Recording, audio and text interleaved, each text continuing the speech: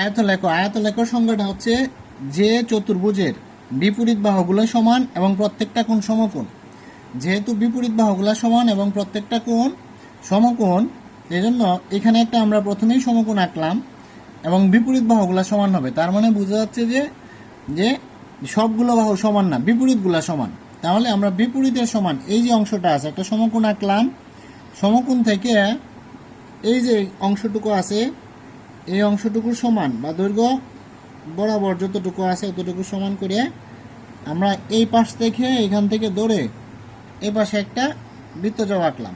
আবার এই যে প্রস্থ বরাবর যতটুকু আছে অতটুকুর সমান করে এই পাশের প্রস্থ বরাবর আমরা যদি আঁকি তাহলে সেটা বৃত্তচাপ দ্বয় পরস্পর একটা বিন্দুতে ছেদ করবে।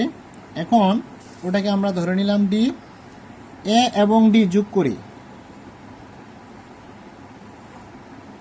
এ ডি যোগ করার পরে আবার সিডি যোগ করি, তাহলে এ বি সিডি হয়ে গেল।